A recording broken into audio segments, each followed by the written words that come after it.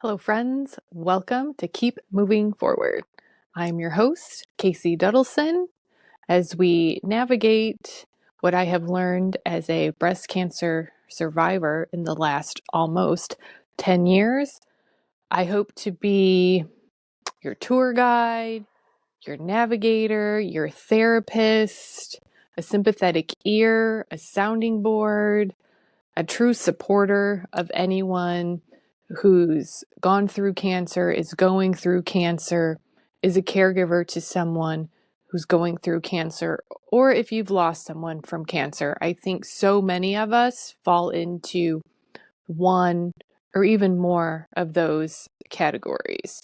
So as we move forward over the next many episodes, I hope, we will just talk about what I've learned and how I can help. I've been doing that pretty much since I got to the other side of my cancer battle. I really feel like it's something I have to do. I was diagnosed with triple negative breast cancer April 7th, 2015. My son was just 3 years old and my daughter was 8 months old. And I feel really lucky to beat the odds. Triple negative is aggressive and rare. And truly, I probably shouldn't be here. But for some reason, like I said, I beat those odds. So statistics to me are just a number. They are what they are, but don't let that hold you back. So I really want to help other women or anyone who needs it. I've learned a lot, as expected in 10 years. And the treatment, care, everything is ongoing. A lot of women who are have a hormone positive cancer. I know many of you, maybe some of you were like me and just ignorant or naive to the fact that there's even different types of breast cancer. At first I was like, what do you mean? Isn't it just breast cancer? There's different categories of it. Yeah. So triple negative, no hormones driving it. None of that was involved. So the treatment was slightly different than if it were.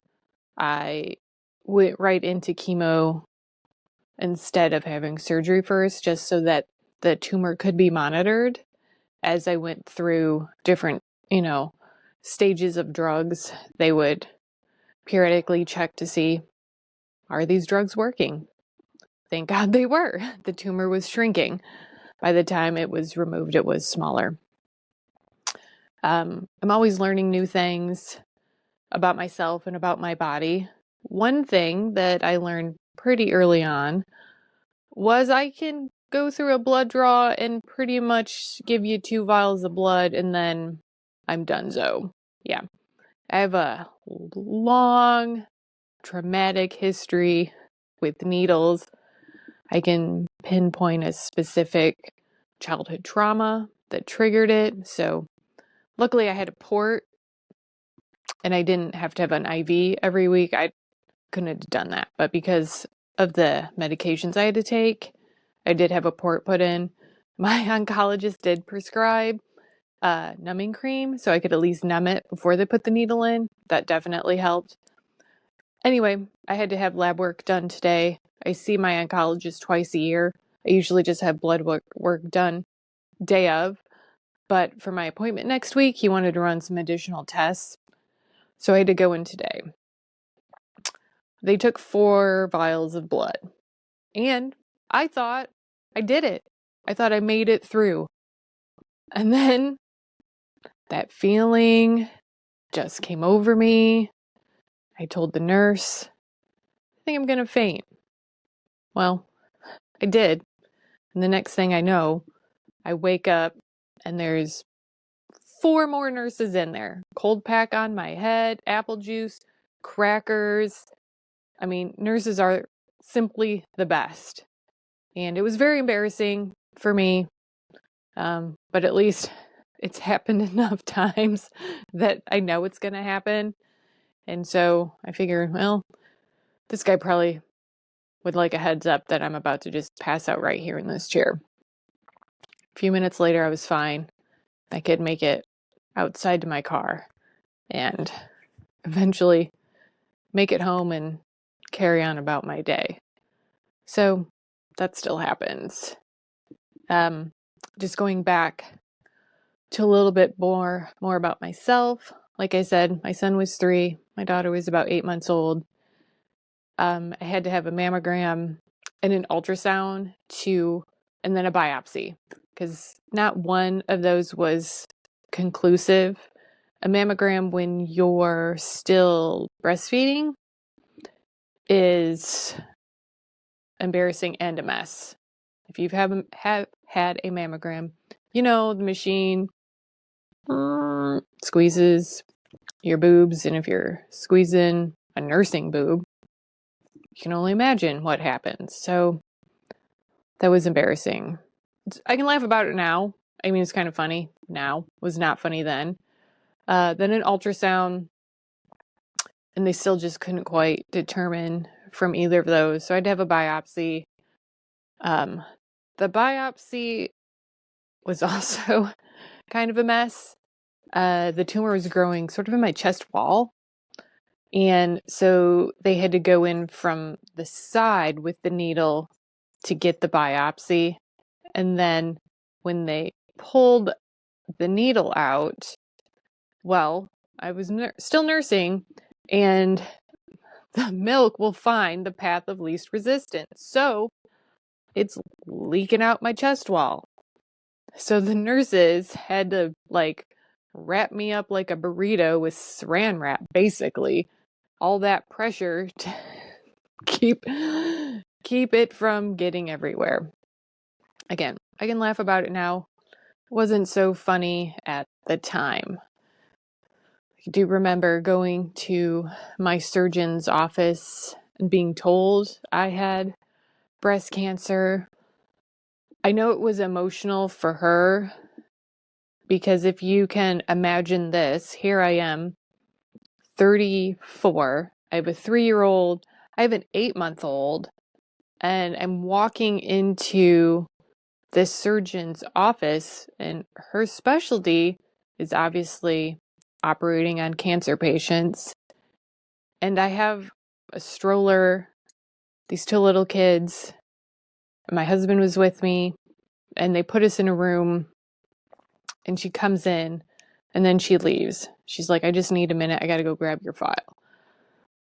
She told me, a long while later, that she didn't need my file. She obviously knew what it said, but she needed a minute to compose herself. And when she came back in the room, she had me sit down. She asked my husband to sit down. He was holding Olivia. Again, she's 8 months old. And she has to say, you have breast cancer. And just hearing those words, if you never heard them before, and I hope you never do, they instantly change everything. Instantly. In just that moment, 3 words change your entire life. And that's something we will talk about going forward. Again, my motto is just keep moving forward. That's a pretty good story too.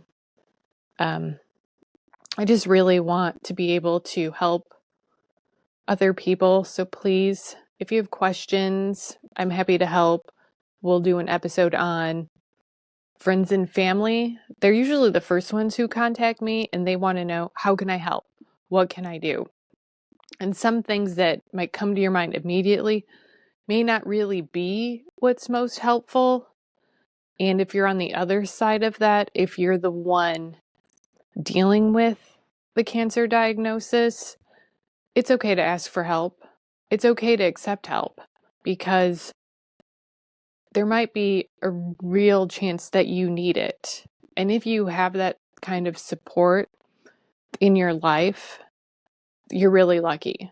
And I happen to be pretty lucky that my husband could take time off from work to take care of the kids, basically. I mean, that's what I was doing, but I would have chemo on Wednesday, the Neulasta shot on Thursday.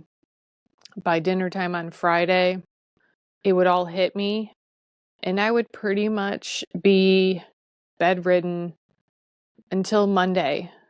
So I know it's hard, but I kept a journal so I could kind of track how the medications were affecting me, which was kind of important because then I knew, okay, so by Monday I'm going to be feeling pretty good. And on all those good days, I kept my routine as normal as possible. Take Lucas to preschool. Can I go to the grocery store? Like, what do I feel like I can accomplish? Take a shower, put on some makeup. My hair fell out completely. It was unavoidable. Did I wear a wig? I had a wig. Didn't really wear it except for one time. That'll be a good story too. Just stay positive and keep normalcy. Keep your life as normal as you can. I really think those help. You got to have a good mental outlook. Stay positive. Keep moving forward. That is our mantra. That is our motto. We're going to say it every day. Just keep moving forward. So I think that's probably a good place to end on for today. I'll brainstorm on what we should talk about next time. But if you have any other ideas, I'm definitely open to suggestions. So until next time.